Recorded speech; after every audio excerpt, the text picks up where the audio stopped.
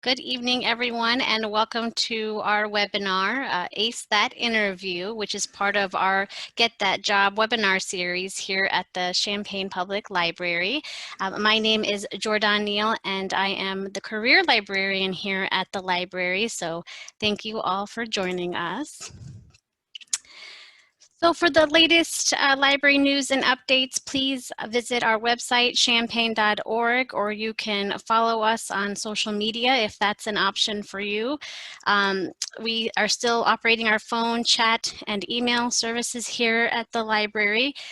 You can email us at librarian@champaign.org. We are still offering our Book a Librarian service virtually if you need any help at home.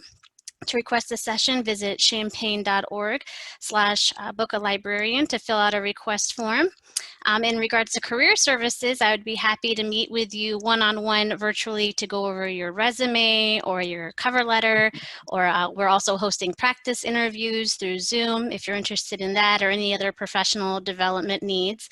And as always, our e-library is always open where you can enjoy ebooks, movies, and more using your Champaign Public Library card, or you can sign up for a virtual library card through our website for instant access. Finally, I would like to briefly go over a few features available to you that might help during this particular webinar. Depending on your computer or device, if you take a look at your Zoom window, you can hopefully see audio settings at the bottom left of the screen. You can adjust your audio settings like changing your speaker by clicking or tapping on the upward arrow next to your speaker. Moving to the center bottom of your screen, you will see a chat and raised hand option. Clicking on the chat will open or close a chat box on the right side of your Zoom window, or sometimes it displays on the middle of your screen, and you can just drag it around again depending on your computer or device. You also have the option to raise hand to receive assistance. You can use this if you have any technical difficulties or you'd like to speak and ask a question if you prefer not to type in the chat. We invite you to use the chat or raised hand option to ask questions or leave any comments. Our speaker would be happy to pause for any questions throughout the webinar. So without any further delay, I would like to introduce our presenter, Cindy Chestnut. I invite you to read Cindy's entire biography on our website, but she is a Director of Human Resources and Workforce Development. She's bringing us a wealth of experience and insight from her experience within the profit and nonprofit sectors. We're so glad that she has joined us today. So with that, Cindy, I will go ahead and turn it over to you. Great. I am absolutely thrilled to be here this evening to talk about what it takes to ace that interview. Before we get started, I would like to just find out a little bit more about the individuals in our audience. I'm curious as to what types of positions that you may be applying for currently or interested in. That will help me tailor the content because each interview is slightly different based on the type of role. So are we able to pull up the poll? Great. And I should mention, everyone, this is by no means a comprehensive list, hence the other there. So you could even enter that into the chat if you prefer. So let's see what we've got as far as folks that are listening tonight.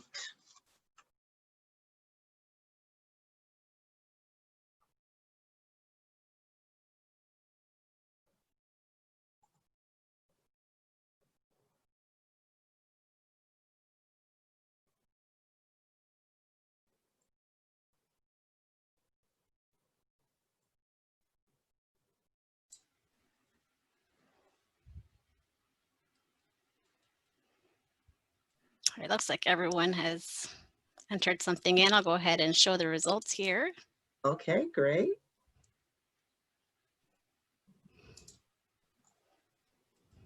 Okay, so we've got the other category. It looks like we've got administrative clerical, some healthcare, technology related, and others.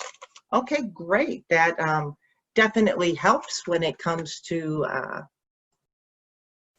what we're going to be talking about. So let me go ahead and share my screen and we will get started. So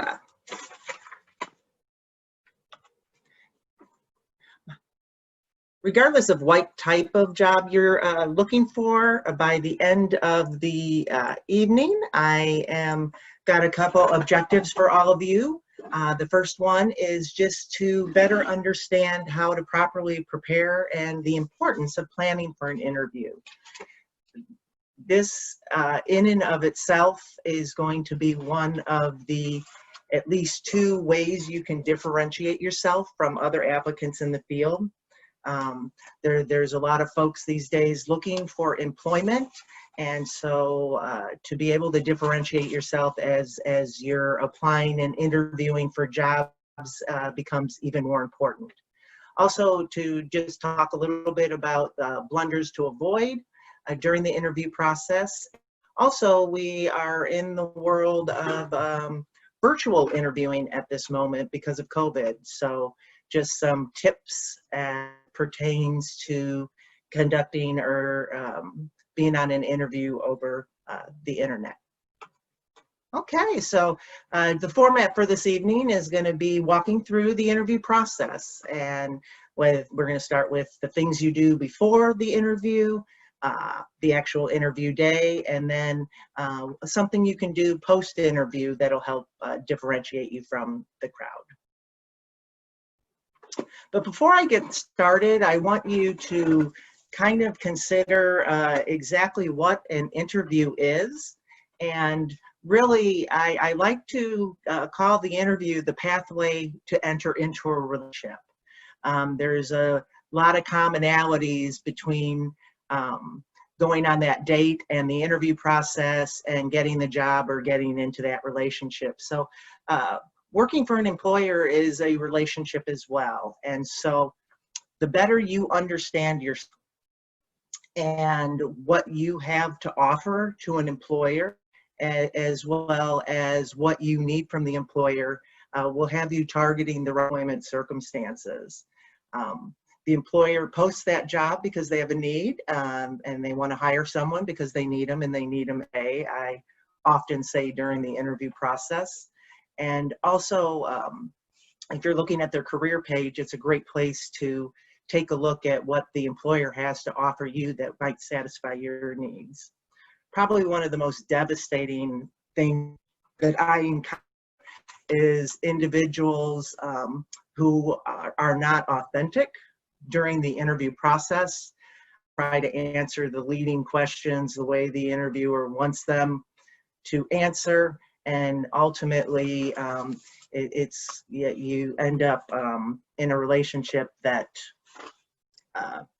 is not a good fit for you. So understand what you have to offer and that you're entering into a relationship.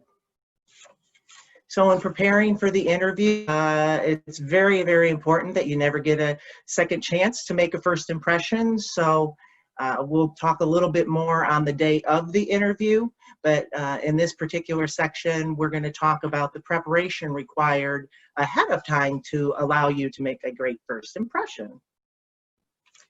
And that starts out with conducting your research.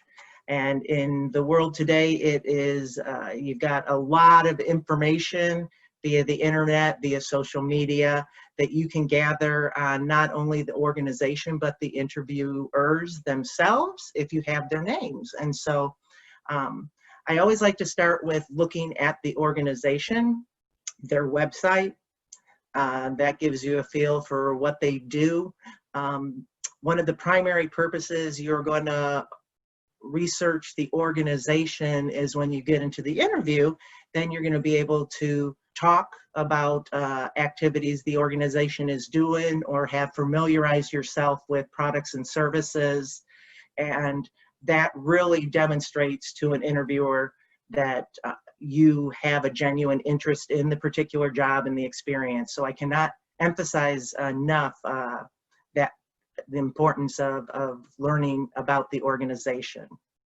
And then second of all, a lot of times folks, interviews are not the most comfortable circumstances to get into. And so it's really important that you can do whatever it takes to help calm your nerves and be able to relax. And I have found that when I go ahead and take time to research the interviewers that I'm going to be interviewing with, reading a little bit about their background and experience, and it more or less puts me at ease to find out.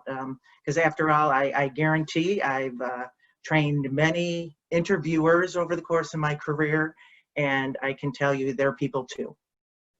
And so once again, looking into, for the technology type job, the healthcare type positions, you very well may be getting interview schedule with the names on them. And so you could leverage LinkedIn, Facebook. I would, however, warn you, as the individual conducting the interviews, I had a candidate once who did the research on me, and they started talking about my personal life and my grandchildren and the things that they had gleaned from Facebook, and that is not appropriate for an interview. On the flip side, I've had candidates that have walked into the interview letting me know we have something in common because we attended the same school, for example. And that definitely is something that could have establish rapport. So bottom line, research your interviews, help you put you at ease, but refrain from creeping them out by knowing a little too much about them. Organization, I'd like you to particularly look at the career page. As I stated earlier, that page is going to help know you better understand what the organization has to offer you in exchange for the work that you will be doing there. And also, if you can locate the organizational mission and values. So next, we're going to take, so once the research is conducted, we're going to go ahead and take some time to leverage the information we have to really prepare ourselves for the interview. So this step in and of itself is extremely systematic. It can be varied depending on the level of job and the amount of detail you want to go into. But most of you are going to have, well, you're going to have a position announcement, and a lot of times organizations use the position description for their announcement. And so those two documents, one or the other, is going to provide you great insight into the specifics of what the organization is looking for when it comes to the type of work to perform. Organizational values are going to give you some insight into the type of behaviors or character of individual that the organization is interested in. And you'll find that most good organizations these days are going to not only emphasize the tasks, but also the behaviors and how we're behaving while we're doing what we're doing is how I like to refer to it. So on one side here, we've got, I've created two T-charts, and the first one is putting in the requirements that you have located in the position description.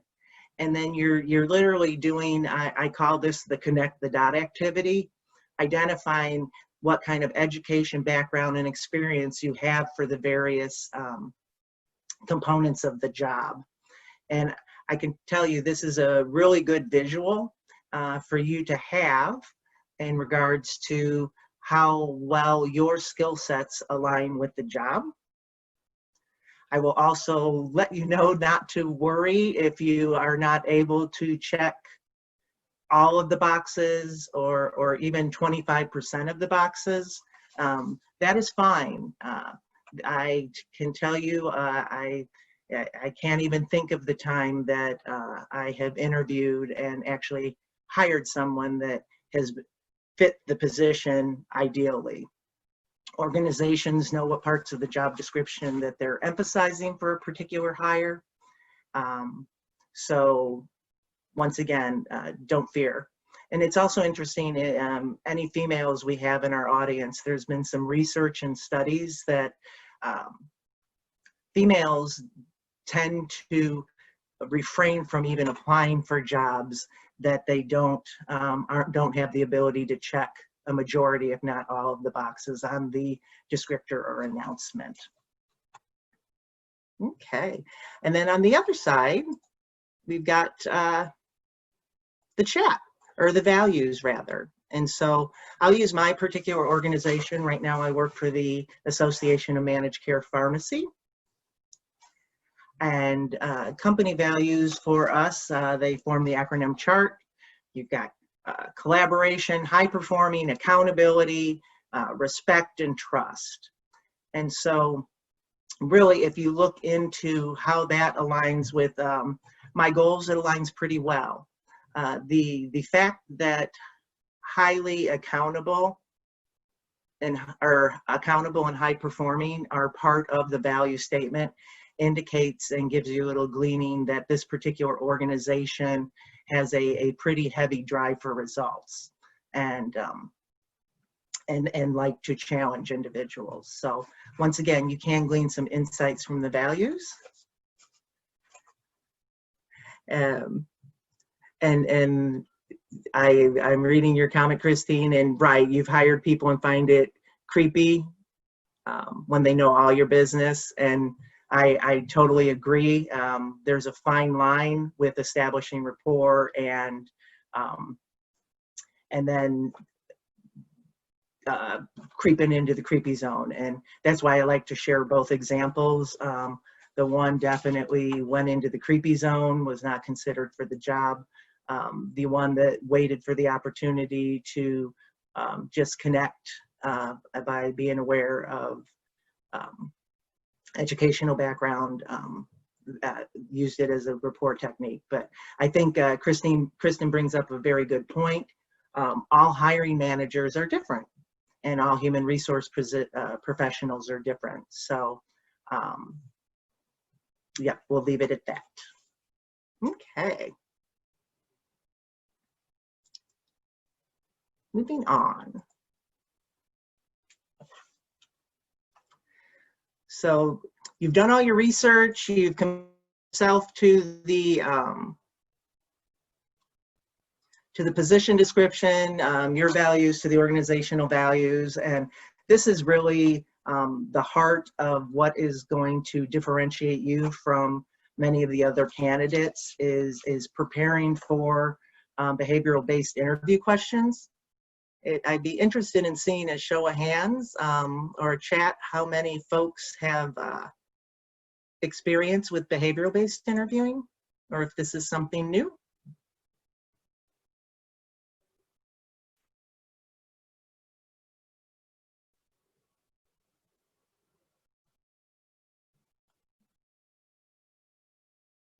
New, and I had one a couple of weeks ago. Excellent. Trisha has definitely experienced that. Okay, great. So it looks like some of you might be able to glean in and share your experiences. But for a lot of you, this is going to be new. And so let's start out.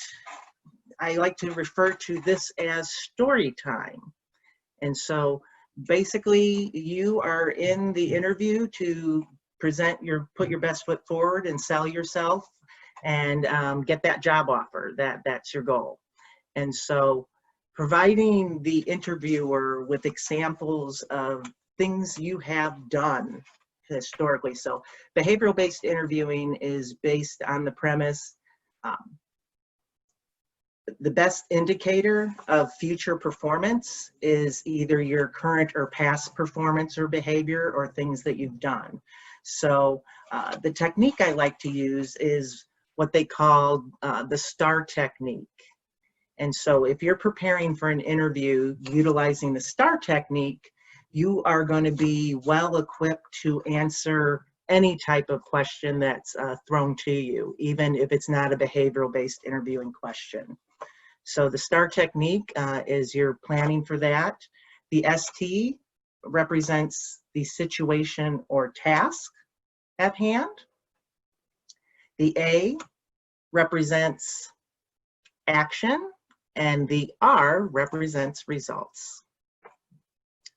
So as you're preparing for interviews and you're thinking of these examples of times you've gone above and beyond the call of duty, or times you've had to juggle multiple priorities at the same time. As you're thinking of examples and stories to share, I encourage you to use the STAR technique to document your examples. So basically, let's take a look at what that would look like.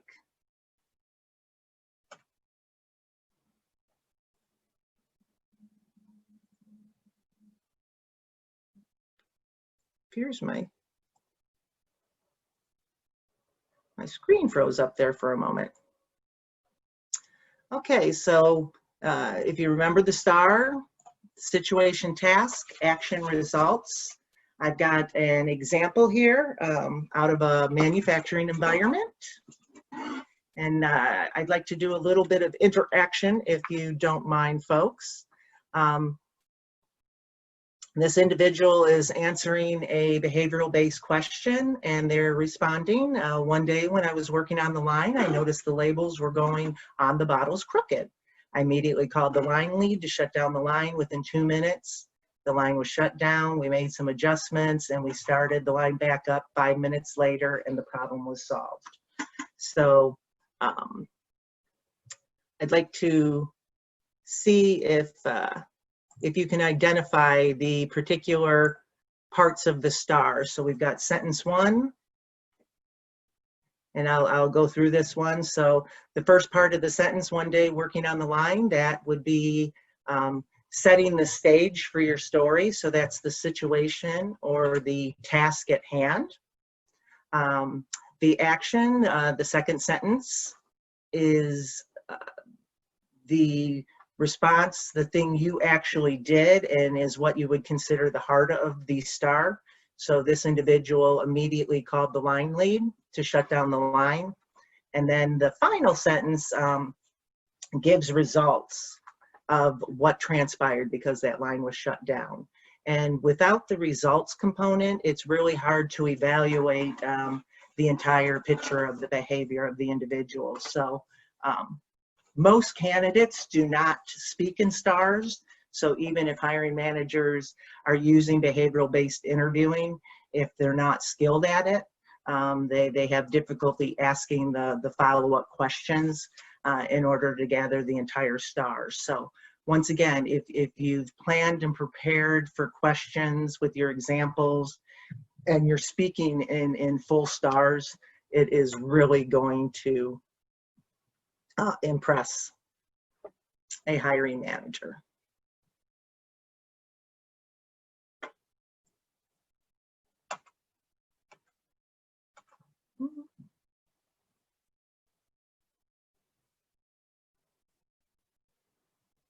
So moving right along, let's take a look at another example.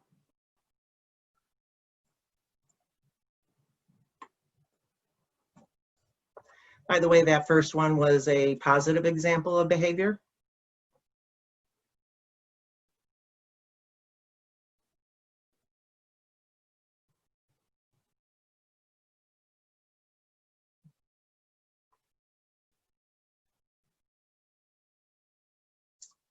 Okay, so this once again would constitute, it has all the components of a full STAR. So someone took the time to prepare, or maybe they did not, but can you chat me a little bit about where this person might have gone astray in using the STAR technique?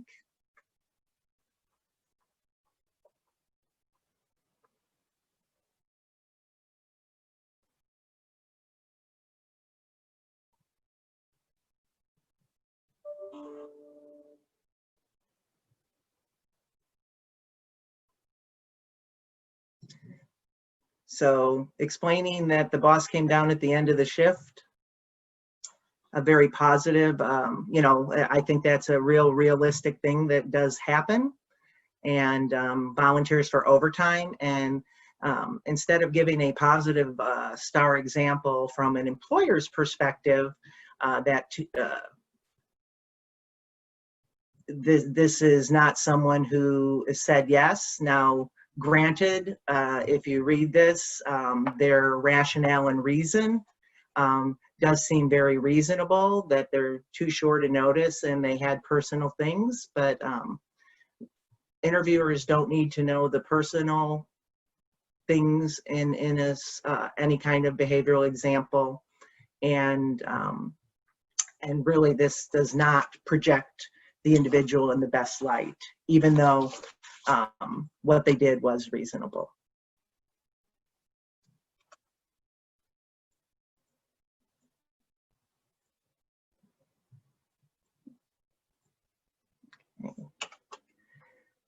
Okay, and here's just one more example.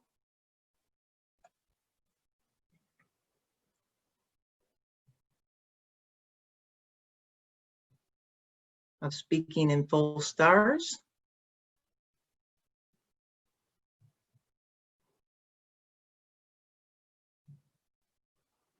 And Anne, I like your comment to the prior one. And that definitely would be something you would say to the individual. So.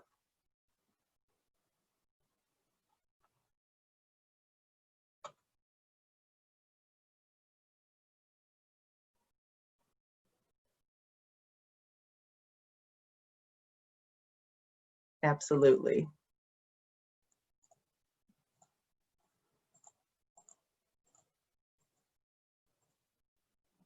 So I'd like to take a just a quick pause here and let all of you spend some just a few minutes coming up with a full star.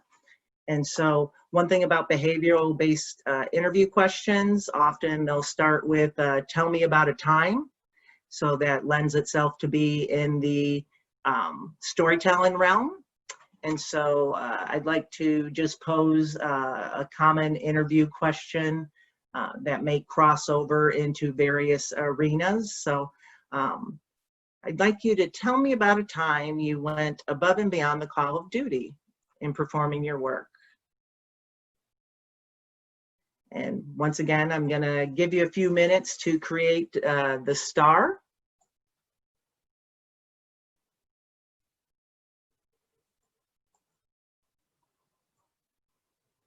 And if there's anybody who is courageous enough to enter their star into the chat. Oh, okay, great.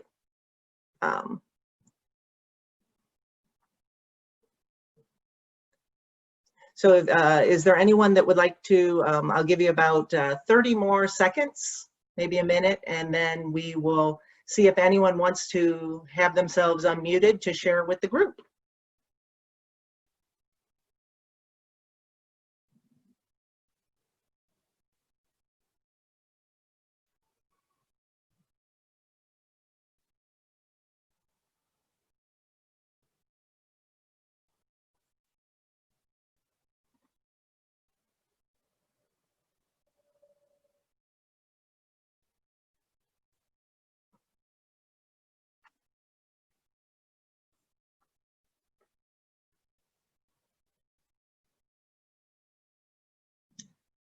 Thirty more seconds.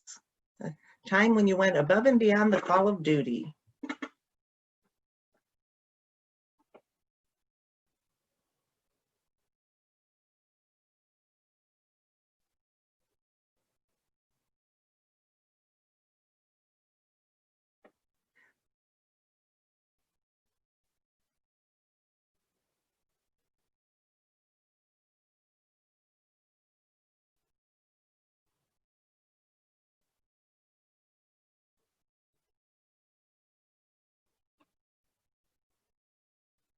Okay, so we do have a response coming in from Anne. Anne is not in the workforce, but she's caring for elderly parents who live in assisted living, and she's always going above and beyond.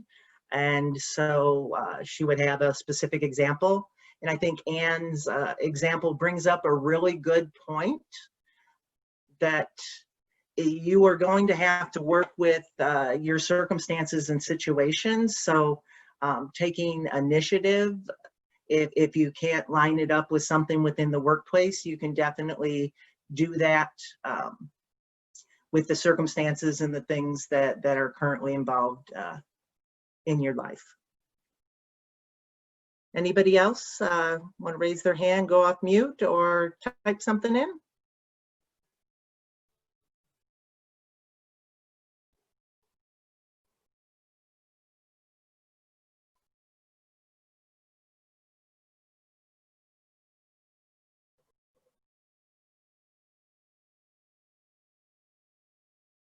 Okay.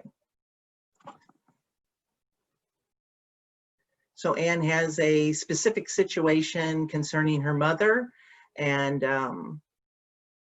apps that she needs. The costs are high, and did the research, and not only used it for herself, but typed up multiple page document and sent it to home executives to hopefully benefit all residents.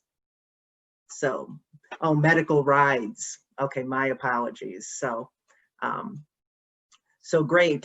She demonstrated the action she took, definitely by having someone in assisted living. It did not require her to go above and beyond, and after doing the research for her mother, actually went ahead and documented it and submitted it so that others could take advantage of it as well.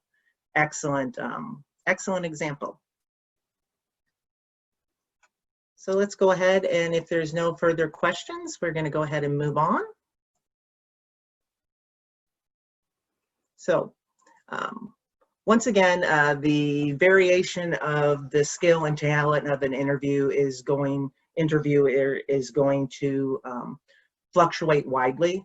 So I like to share with groups what I call the evolution of a question, because let's face it, some interviews are much easier than others.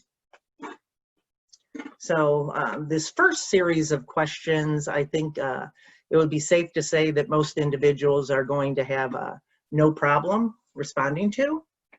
So the first one is considered a closed-ended question. And so are you a team player? And I don't think there are too many individuals that are going to respond to that any other way than affirmative in an interview, as they're trying to put their best foot forward. So the interviewer is not really gleaning the information they may need. How would you handle working on a team? You're going to get a lot of these types of questions. And when I conduct training for those that interview, I ask folks to refrain from, I call it staying out of the woods. This is what you would call a theoretical question. So this does give you an opportunity, though, to really sell yourself, right? How would you handle the situation? So they're not checking to see if you've actually done it. They're asking you to theoretically respond on what you think you would do. And so this is a wonderful window of opportunity to offer a robust response. And then teamwork is very important around here. Are you a team player, aren't you? And so this is what we would call a leading question. And once again, the interviewer is pretty much leading you right to the response that they're looking for.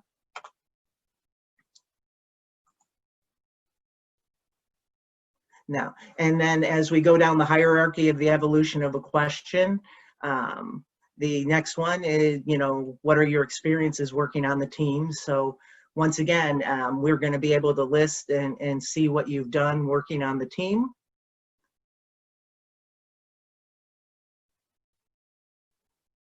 And then tell me about a time you worked on a team for follow-up questions. So John is asking, sorry to interrupt, but is there time at the end for questions? Absolutely. And you know what? Why don't we take a pause right now? And this is a good stopping point to take any questions there may be. So feel free to type your questions into the chat, or you could raise your hand and I can unmute you, whichever you're comfortable with.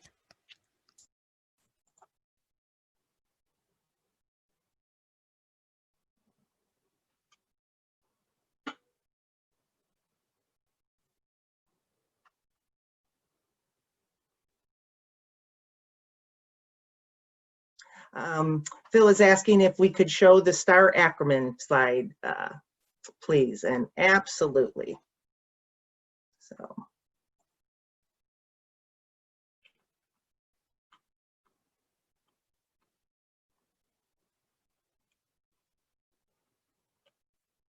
So there would be that slide for you.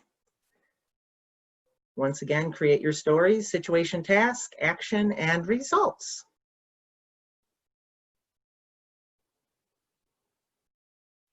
Other questions?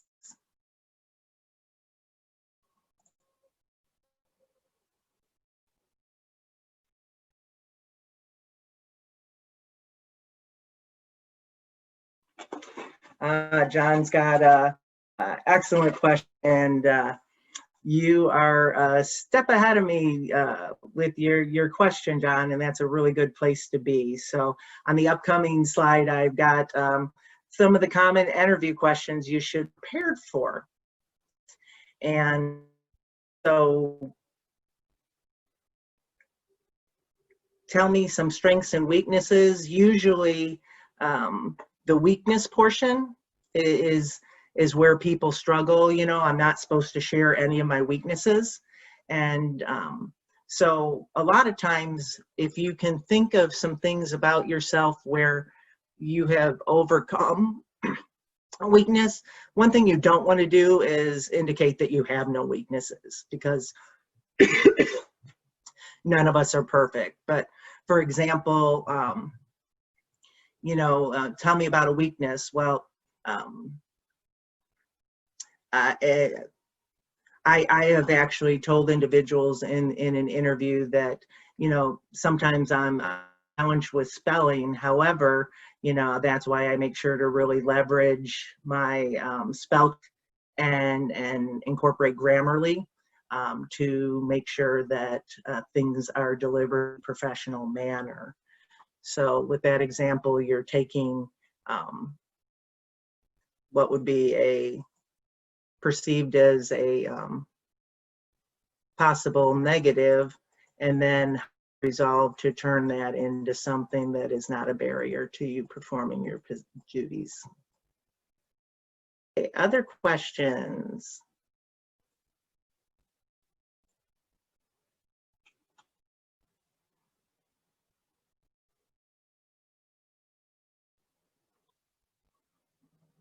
And another question, do I notice a difference between men and women responses to the team question? You know, that is an interesting question. I love that question, Anne. Typically, I would say as a general statement that women will use we and in their responses, and so really the effect of being a team player. And don't get me wrong, there's definitely no stereotype here. There are occasions where maybe some men, but some women as well, are going to respond utilizing I. And so there's a fine balance here in using your judgment on, I'm wanting to hear about your inner other collaborating on a team. And so, you know, using we, but then gleaning out what your was on a particular team would be the best way to answer that question. So, okay. Anything else?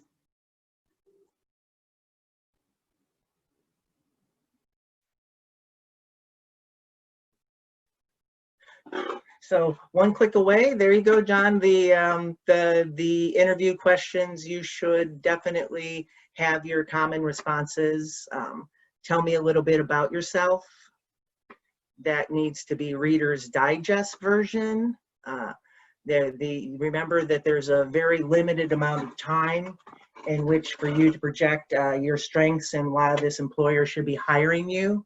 So if you take the kickoff warm-up question, tell me a little bit about yourself, and turn it into a diatribe, then you are essentially taking time away from being able to demonstrate some of the more specific questions.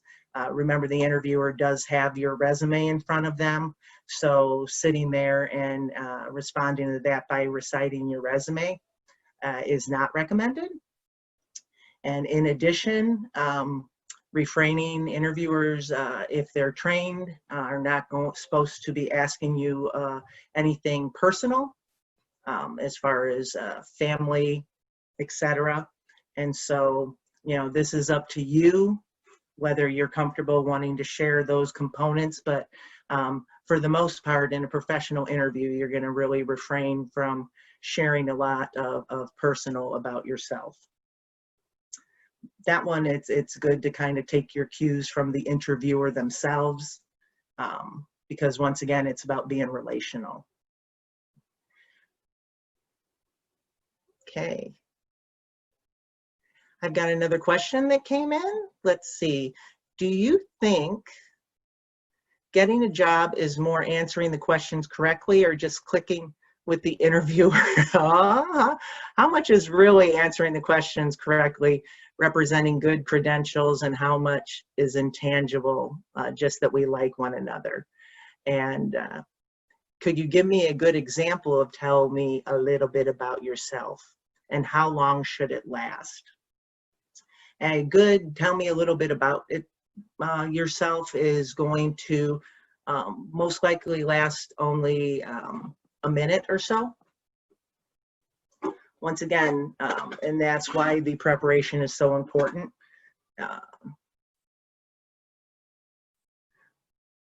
So I'm trying to think right off the top of my head. Tell me a little bit. My name is, as you see, my background and experiences is in human resources, and I am particularly focused on and have a passion for the professional development and recruiting components of human resources. And just maybe a few more sentences along that same vein. But once again, I personally keep it professional. And then this is my opportunity right from the get-go to explain to the person that the things that I like and that I'm interested in actually align with the job. And part two of your question is about how much is clicking versus answering the questions correctly. And the beauty of interview questions is there's no wrong answer. These are your responses and how you believe. Obviously, the employer might have a preference for what they hear, but we're going to be getting, and once again, in a couple more slides, we're going to be talking about the day of the interview and the first impressions, and I think that's going to answer the response on how much is truly clicking. So we'll hold off for just a few minutes. There's another question that is particularly relevant to now during the pandemic. I know a lot of employers are becoming more empathetic than they've ever been. And so showing true care and concern and asking folks how they're doing and how they're handling the pandemic is something that very much most likely would or could come up in an interview. And so I want to prepare you all with a potential response to that question. Because once again, this is what I would consider one of those rabbit hole questions. We all have our burdens that we've bared during the pandemic, and most likely friends, family, and different experiences. And this could really take you down a very personal trip. And so basically, thanks for asking. I'm doing as well as possible under the circumstances. Gives a nice response, but doesn't take you down the rabbit hole of spending a lot of time responding to that question.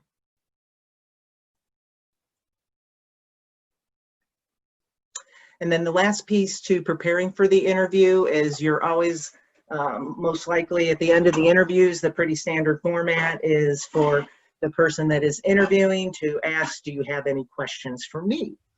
And so I've provided here just 4 sample questions that could be used by you during the interview process.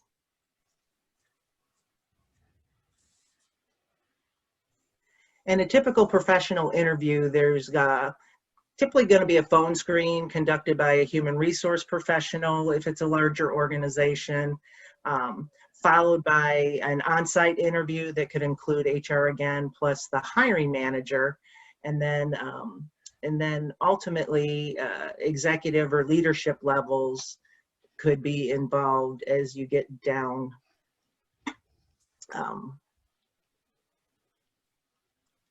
to the final stages of the interview process. So these questions actually are kind of targeted towards specific individuals. So what are your expectations for the position? That's a great one for the hiring manager. How you'll measure success would be the hiring manager. What am I not asking that I should? That could be hiring manager or HR. And how will you be onboarding in a virtual environment is one that to ask the human resource professionals. So onboarding, that basically is the process for new hire orientation and getting all the steps involved to getting the person started working and in the work environment.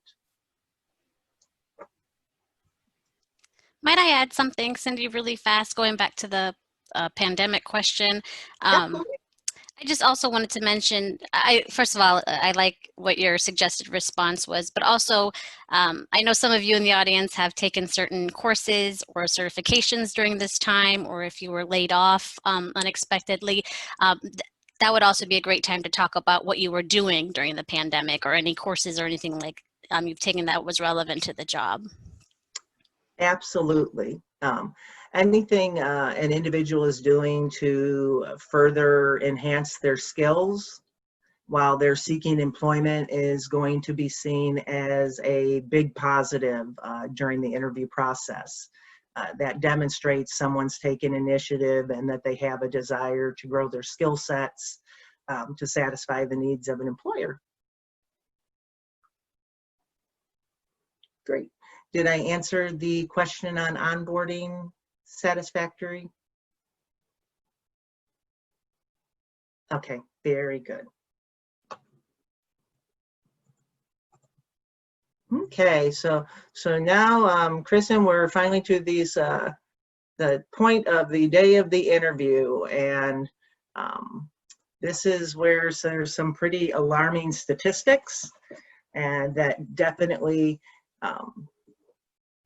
demonstrate the importance of first impressions, and that also includes the importance of getting that relationship. So point 1, here's what the numbers say.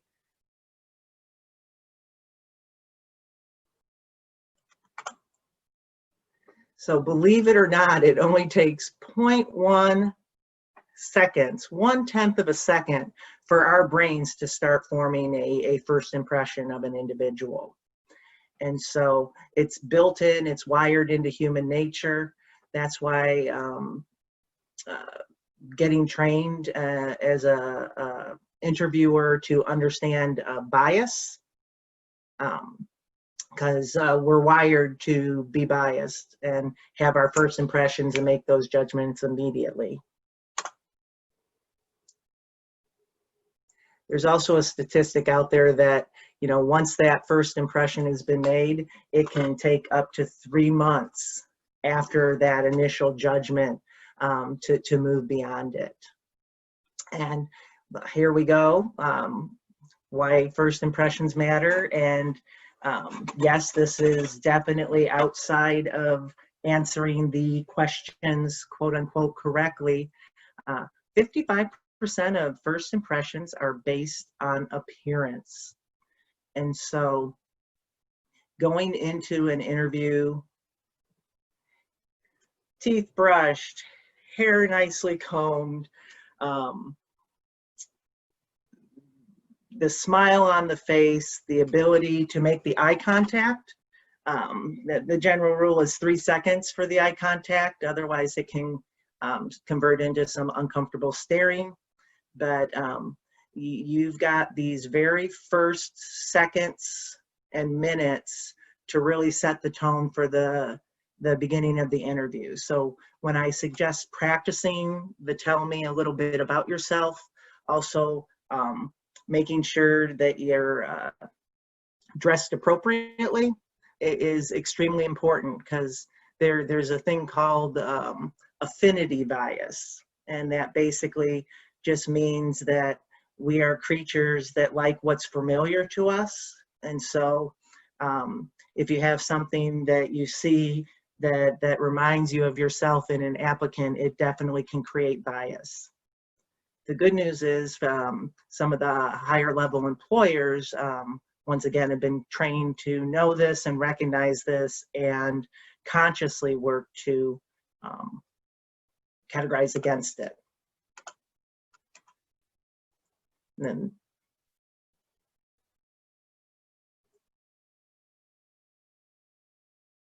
is there a good way to practice overall? In front of a mirror with a friend, prepare 1-minute responses to things like tell me about yourself, anything particular you recommend?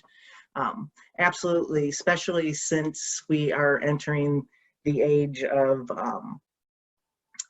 virtual, and a lot of things are being done over Zoom, that it is a good idea to do the practicing.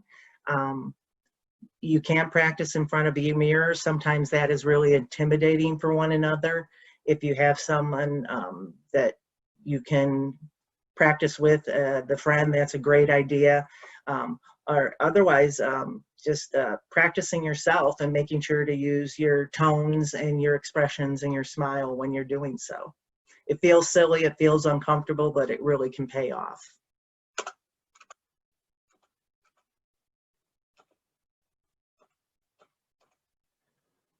I don't know what's happening to my computer tonight. And then this last statistic I found, 90 seconds. And there was an article I read recently. They had surveyed human resource professionals. And in this article, it said 33% of the respondents have already made their decision yes or no in the first 90 seconds of the interview. Now, that's not scientific data driven. It's one collection of survey data, but I think it really does reinforce the point how first impressions do matter. We all have our biases, and you're going to want to position yourself to make that very first best impression of all.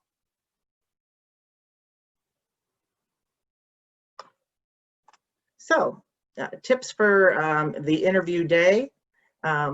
Used to be, you know, put on the suit and tie or the dress, or really get dressed up for interviews. And really, I think these days it's more matching the dress to the role.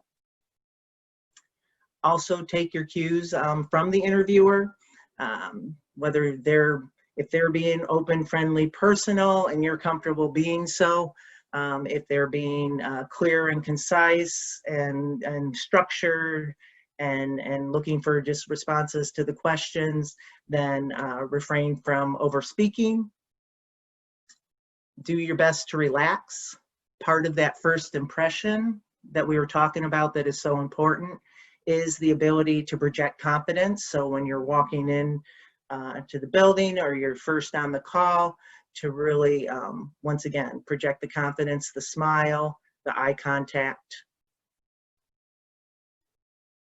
And then bringing hard copies of your resume if it is an in-person interview, and making sure to arrive on time. And I typically say, you know, on time really means early. And so the dress, the cues, the relax. The only thing that really does not translate to the virtual environment is bringing the hard copies of the resume. I would recommend, even in the virtual environment, that you dress for the interview, even if it's just from the waist up. Here's some specific things that, just from working with a variety of HR professionals, things that tend to impress the interviewer are individuals that like to learn new things, people that take initiative, once again, leveraging those behavioral-based storytelling examples. They share stories about how they've made their workplace an even better place to work, which could translate to making our workplace a better place to work. They tend to help and encourage others, and have a willingness to change, evolve, and improve.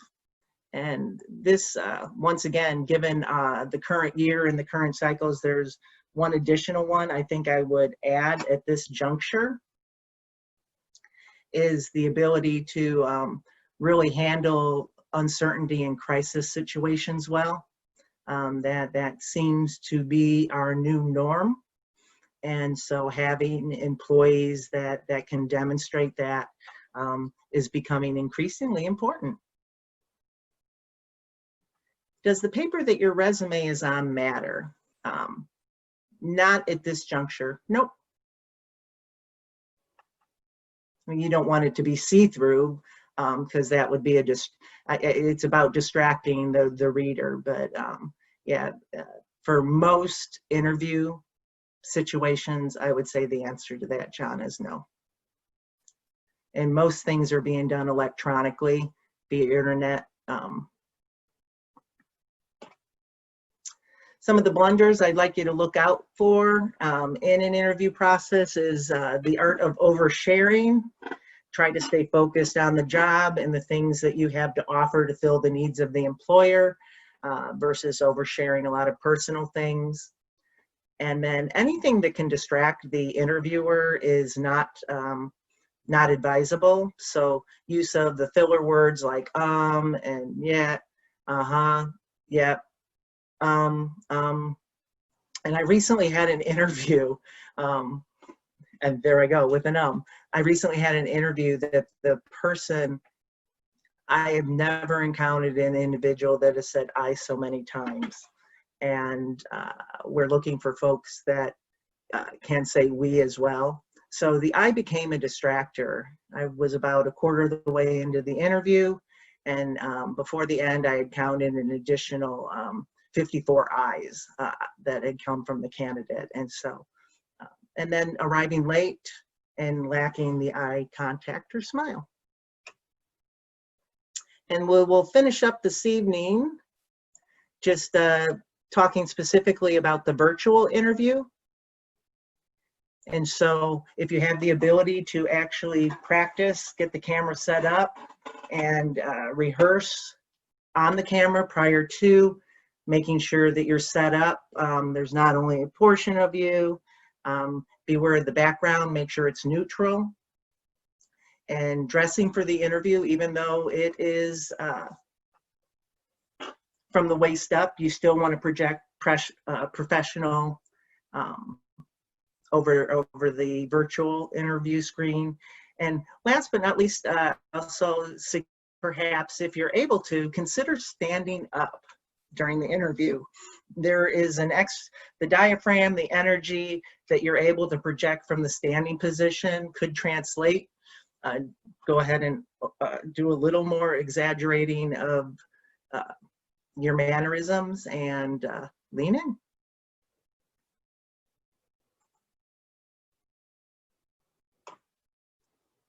And last but not least, post-interview, this is another thing that is going to differentiate you from the crowd, is sending the thank you. Historically, that had been done in a handwritten letter, sent snail mail, but now it is perfectly fine that, that you send the email follow-up after the interview.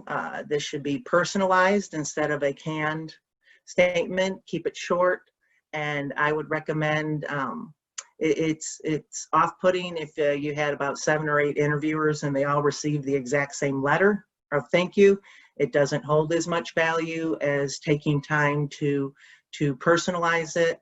And then really the hiring manager is the key decision maker, and the HR individual are the 2 individuals I would recommend or suggest sending the letter to within the 24, 48-hour period.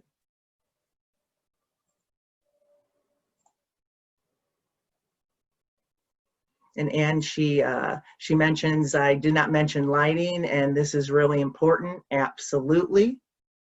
Absolutely. And she asked, do I and the hiring manager usually agree on candidates?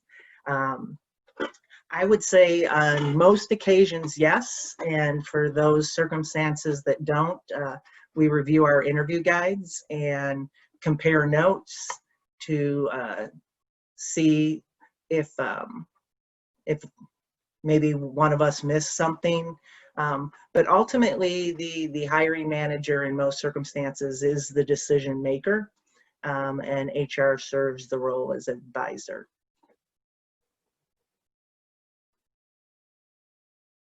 Is it appropriate to just reach out to companies you're interested in and say something like, I found your company, I really like the work you do, and I'd like to be involved. Could I send you my resume, meet with you sometime? I'm trying to break into video photography, digital content creation, specific roles, etc. Typically, John, I would say that you're probably not going to make much traction in pursuing with that particular approach.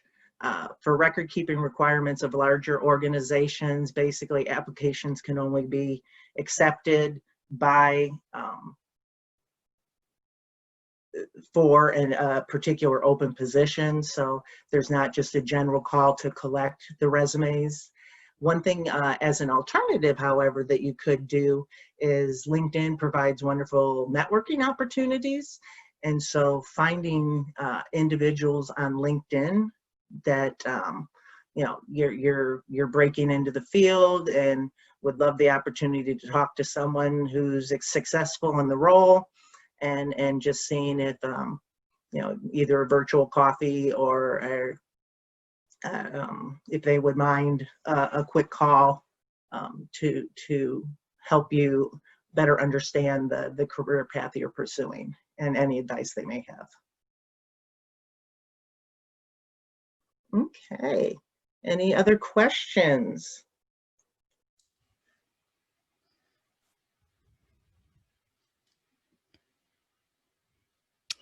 Thank you, Cindy. That was great.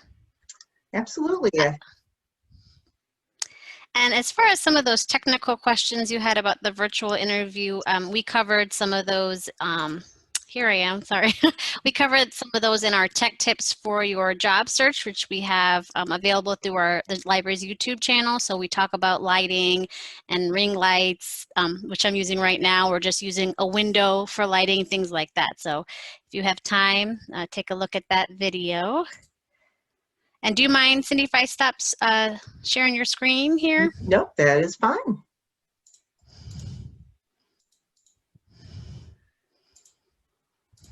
Okay. Well, see, you're getting a lot of thank yous. Thank you, Cindy. That was great. So while we await any further questions, here is my contact information in case Anybody wanted to reach out or schedule a book librarian appointment, we would just send you a Zoom link or a Skype link, whatever platform you're comfortable with. We could also just focus on introductions. We don't have to jump into the resume right away or the cover letter. Yeah, so again, feel free to reach out. And we hope you will consider attending more webinars. Our next career webinar will be on Tuesday, December 15th at 7 p.m. and it will be career resources at the library. I will discuss some of our library's career resources in depth. I know we always try to mention them in some of our webinars, but we're gonna take a deeper dive. And again, we have some more, we're continuing this on into the spring, so be sure to check out our events calendar online, champaign.org/events for more information. This is what we have coming up in January. And again, if you have any questions, please feel free to email us at librarian@champaign.org. We are still answering the phones and chatting with you. You could chat with us just by visiting the homepage of our website. Again, we're offering those book a librarian appointments. We have even more webinars related to our business series, our career series, of course, our technology series, our crafty adults, as well as our writers workshops. So we hope you would consider attending those as well. And you're getting more love here, Cindy. Well, thank you again. I don't think we have any more questions. I'll just 10 more seconds here.